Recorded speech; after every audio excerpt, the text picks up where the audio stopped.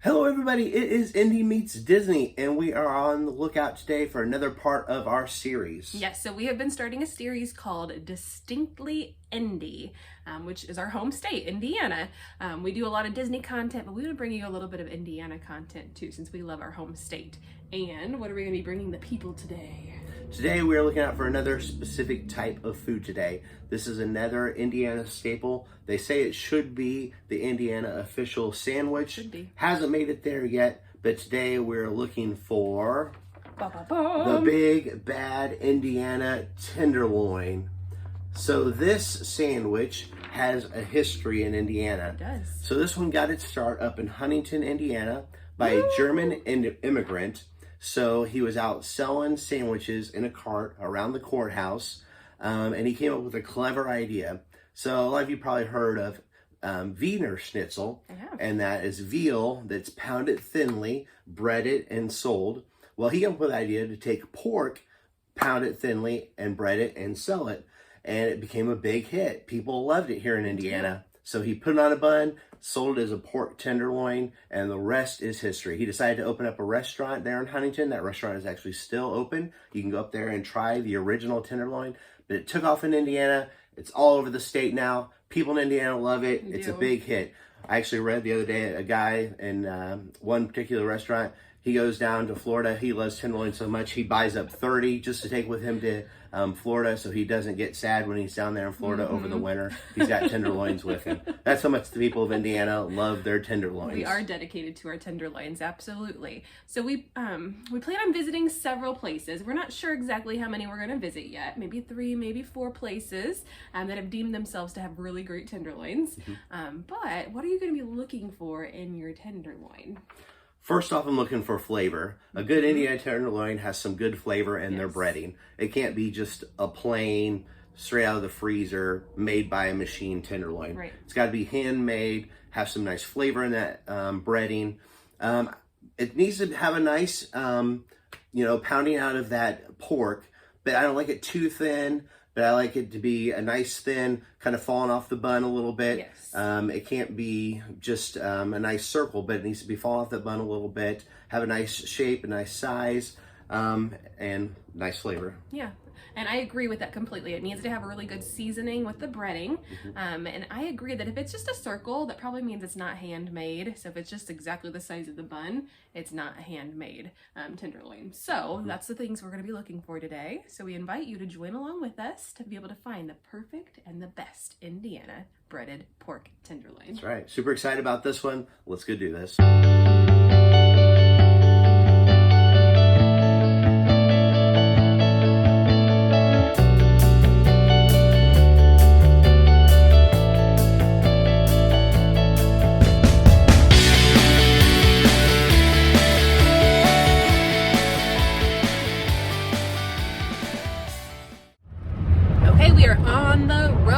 Looking for Indiana's best tenderloin, and we're heading to step number 1 right now, which is Mels Drive In. So this is a new location for us. We've never been there before. We heard they got some great food, so super excited to go try it out and see what kind of tenderloins they have. Yeah, so we're gonna head down there. It's on the southwest edge of Indianapolis, so we will get there in just a little bit. We'll let you know how it is. Way to Mels Drive In. They've been serving food here for close to 70 years. So excited to try our first tenderloin here. They do have car hops come out to your car, so we're excited about that. You take your order, then bring your food. But the interesting thing is, if you look out here, they have no street sign. So you would easily pass this place if you're not watching for it. So we are super excited to try this out and see what kind of tenderloins they have. We hear they're pretty good. And of course they say the best grilled tenderloins in town, but we're gonna be trying their fried tenderloins today. Here's just a quick look at their menu. So all kinds of different things you would expect at a drive-in. And they do have a car hop that comes out to your car and takes your order and brings you your food. So kind of like a traditional drive-in. So excited to try this out. All right, so we received our tenderloins. So we hit at the right time, it appears. They were 2 for $5 today, which is a great price. They are a little lackluster as far as an Indiana tenderloin is concerned. Usually you think Indiana tenderloin, you think really big, off the bun type tenderloin. So these are a little small. Does still look pretty good. We got them deluxe, so they've got lettuce, tomato, pickle, onion, mayonnaise on there. So we're gonna dig into this, try it out, and see how it tastes. Okay, so we've eaten quite a bit on tenderloin, and you can see it's a pretty thin tenderloin, which I don't mind a really thin tenderloin that's been beaten, as long as it's got that size on it, and as long as it's got some good flavor in the breading. This didn't have the size, and it didn't have the flavor in the breading. So this is a pretty disappointing tenderloin. I can see why they're selling them 2 for $5, just because they lack in that flavor, they lack in the size. If we didn't have the extra toppings on there, this would definitely be a no-go for me. The toppings definitely help it, but still it's probably not something I would rush back to Mels to get. So kind of disappointing. So I look forward to our next restaurant to try our next tenderloin. Okay, so we've just been sitting here nibbling on our tenderloin, mostly me eating my tenderloin and dropping parts of my tenderloin on her. But for being the best tenderloin in town, I would have to disagree with Mels Diner here, Mels Drive In. It left a little bit to be desired. The tenderloin with like all the toppings and the bun together were pretty good, but just the tenderloin itself, like taking a bite out of that, it wasn't really too great. It was kind of bland. There just wasn't anything too exciting about it. So yeah, we're kind of looking forward to trying another tenderloin somewhere else to see if we can really find the best tenderloin around. All right, we are on to our next tenderloin, and this next place has a whopper of a tenderloin. We have had this one other time, and you will see here in just a moment how big this sucker is. It is a monster. Yep, so we were heading to the Edinburgh Diner in Edinburgh, Indiana, so it's south of Indianapolis, and like Cedric said, it's a whopper. Yeah, and I remember last time we had this, it was a really good tenderloin, so excited to see if it's just as good as it was last time. So let's get ready to head in and see if it's just as good. So we have made our way to the Edinburgh Diner here in Edinburgh, Indiana. And here's just a quick look at the menu. So they have some burgers, and there's what we're coming for today, that massive tenderloin. Take a look at that. And some chicken sandwiches, and then some other sandwiches as well. Like I said, this is what we're here for today, the tenderloin. So it's only 10 bucks. Get some fries, and you can make it deluxe for $1. So it looks amazing. Little girl, are you excited to see a breaded tenderloin that's bigger than you are? You're so excited. Okay, here we go, girl. All right, so our feast has arrived. Look at the size of this tenderloin. This thing is massive. For $10, this is insane. You could feed 4 people easily off this thing. And we got our deluxe version, so that was an extra $1. And then we got an extra bun for another $1. So this looks great. Ready to dive in and eat this thing. So we have now divvied up our tenderloin. So here's the extra bun. Here's my portion. So I already have enough to get off the bun. Cedric's portion, he has enough to get off the bun, and then we actually have 2 more pieces over here to be able to have leftovers. So, like we mentioned, it is humongous. So let's talk about this Edinburgh tenderloin. Can we talk about it? Because it's pretty phenomenal. So, can I go first? Yeah. Okay, so number 1, it's off the bun, which is one of the requirements that we had. We were also looking for things that are not a perfect circle. This is definitely not a perfect circle, which means that it's definitely handmade.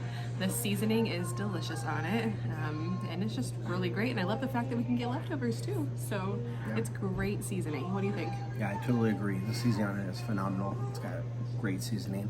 The flavor is awesome. The value, 10 bucks for the size tenderloin, is amazing. And then, you know, it does have some nice pork still in there. It's not being too thin. It does have some nice meat still in there. So this is just an amazing tenderloin. Definitely ranks up there. One of the best tenderloins I've ever had. So I'm really enjoying this a lot.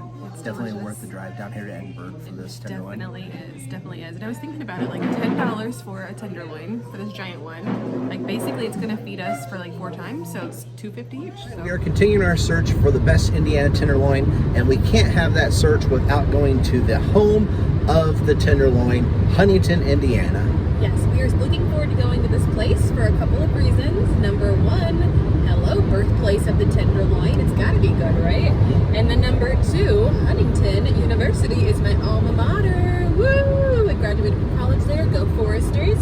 So we're looking forward to trying at Nick's Kitchen in Huntington, Indiana. Yeah, so let's head up there, sink our teeth in, and see how they taste. Here we are at Nick's Kitchen in Huntington, Indiana, home of the original pork tenderloin.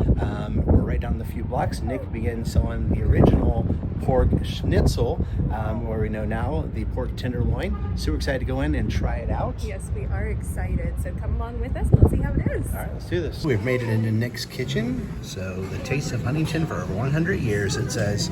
And this is what we're here for, the breaded pork tenderloin, the original since 1908. And this runs $8.99 with lettuce, tomato, onion, pickles, and mayo. Who's your favorite? Started right here at Nick's Kitchen. They also have a mini breaded pork tenderloin for $7.99. Super excited to try this out. Thought this was interesting too. You can also take home a frozen tenderloin as well for $8. So if you're craving a tenderloin at home, pick one up here. So we were able to find this really cool picture of actually Nick right here. And this is the original storefront when the restaurant first opened. So just wanted to show this to you guys. So this is really cool. So this is how it all began back in 1908. So we've received our tenderloin. It looks really good.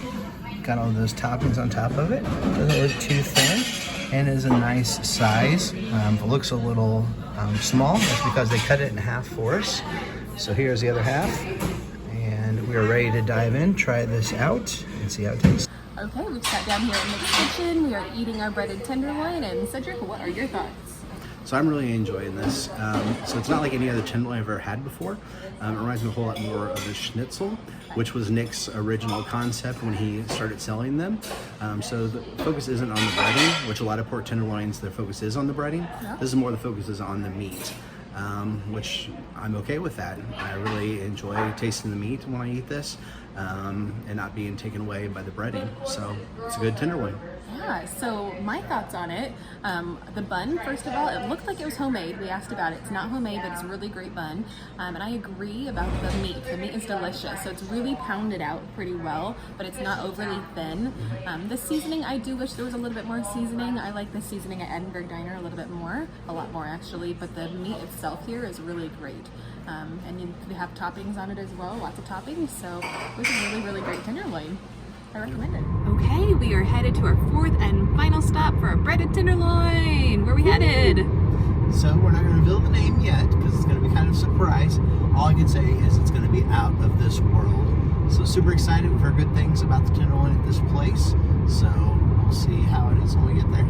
Okay. All right, we have made it to our 4th destination, and it is Weenie World. So don't let the name fool you. They do have great hot dogs here, but we've also heard they have great tenderloins.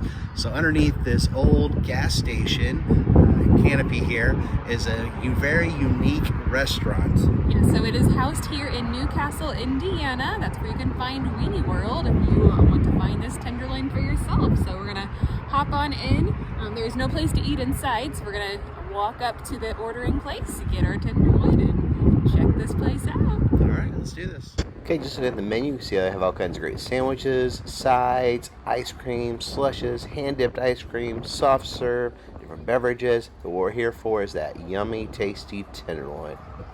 Another thing that makes Weenie World unique is all these coin-operated machines that are out here for kids to play on while their parents eat. Okay, we are ready for the grand reveal of our Weenie World breaded tenderloin here in Newcastle, Indiana. So if you just look at the size of it, it's a pretty large tenderloin. I would say like the size of my face is the way it looks like inside of this foil. So let's do the great reveal. Lift up, 1 flap, and a 2nd flap, and a 3rd flap, and a 4th flap. You can kind of see here that it's about the size of my face-ish. bigger than my hand, so it's a pretty large tenderloin. I would definitely call this a jumbo. But if I call this a jumbo tenderloin, then I probably need to call Edinburgh's tenderloin like humongous tenderloin. But this one looks pretty amazing. It smells great. Wish there's some smell-o-vision going on here because it is gigantic and it smells delicious. I did want to note we did get ours deluxe, and their version of deluxe is a little different than most places I see deluxe. So I just want to point that out in case you come here and you want to get deluxe. So their deluxe is lettuce, tomato, mayo, but it also comes with, down here on the bottom, pickle, onion, ketchup, and mustard. So if you're not a fan of one of those things, just want to let you know that before you order the deluxe. Okay, so we're wrapping up our tenderloin from Weenie World. What did you think? So all in all, I thought it wasn't too bad of a tenderloin. The size was nice of it. I thought the breading was still kind of bland, like the one we had up in Huntington. The meat was definitely there, kind of like the one in Huntington. I think it was a cheaper meat than the one in Huntington. It was really chewy. It's kind of like a pork chop where you had to really bite on it, and then took a lot of chewing, like when you eat a pork chop. All in all, I didn't think it was too bad. I was disappointed when I ordered deluxe. I guess I should have asked what they had, but you know, you kind of think deluxe, it's always just going to be pickle, onion, lettuce, and mayonnaise, but theirs came with the mustard and the ketchup. I was kind of disappointed with the mustard and ketchup, kind of made it extra soggy, and I didn't really care for that, but that's my fault. I should have asked, but I could have done without the ketchup and mustard, but that was my fault. So, but all in all, I didn't think it was too bad. So what did you think? Yeah, I enjoyed it for the most part. I did think it was just a little bit greasy, but the parts that I did like all the breading that was on it. So I thought that was really great. But I will say I was starting to really enjoy it, and then I dropped the rest of it on the ground. So want for my Weenie World tenderloin. May you live in peace in the Weenie Worlds in the sky. But yeah, overall it's a good place to come and visit, but it probably wasn't my favorite tenderloin so far. But yeah. All right, so we're ready to wrap up our video of the tenderloin hunt around the state of Indiana. So what did you think? It was so much fun to be able to go from place to place and try their tenderloins and see what their idea of a breaded tenderloin was at their location. Yeah. So if we were to rank them, going from number 4 up to number 1, number 4 would definitely be Mels, that's for sure. Not much to see there. They claim to be best in Indiana, but they definitely were lacking. Yes, they were. But number 3 was Weenie World, in both our opinions, I believe. Yep. Their tenderloin wasn't too bad, but definitely wasn't the best. Yeah. But their hot dogs are fantastic. If you go there, definitely stop and try out one of their hot dogs if you go by there. Get yourself a fried hot dog there. That's right. And the environment is so much fun. They have all those different vehicles kids can ride in, and there's just so many cool things about the place. So it's definitely worth a stop at Weenie World. We look forward to going back when she gets older and big enough where she can sit up and ride some of those rides. And then number 2 tenderloin spot? Nick's, I believe, was number 2 Nick's for us. Kitchen in Huntington, for sure. So for me, it was great being there because number 1, I grew up going to Huntington University, was my alma mater. And then number 2, it was really cool hearing the history behind Nick's Kitchen and hearing about how they were the first ones to invent the tenderloins. I thought that was cool. Yeah, it was cool to get to see that picture and see actually a picture of Nick in front of the old building. And then to know that it's like the original recipe that Nick himself used, and that it's been carried on since 1908, and it's still been done the same way ever since. And the flavor of the tenderloin wasn't too bad. It's nice that you could taste the actual meat coming through. Very unique for a tenderloin here in the state of Indiana. So I really enjoyed that one. Absolutely. And that's why it came in number 2 for me. And then number 1 is definitely for both of us, the Edinburgh Diner. Oh, yeah. The honkin' tenderloin that's as big as our daughter. It was enough for us to have a meal there between both of us, and then another meal for both of us when we came home, too. Great seasoning. The size of it is gigantic. Right. $10, you can't beat it. Yeah. It's a no-brainer. Edinburgh Diner was definitely the winner out of the 4. It was just a great all-around tenderloin. Agreed. So we hope that you can stop by at some of these places to be able to try a breaded tenderloin when you are around these places in Indiana. So thank you so much for taking the time to watch this video. Like this video, become a subscriber to our YouTube family, and until next time, we will see you real soon. Bye, guys.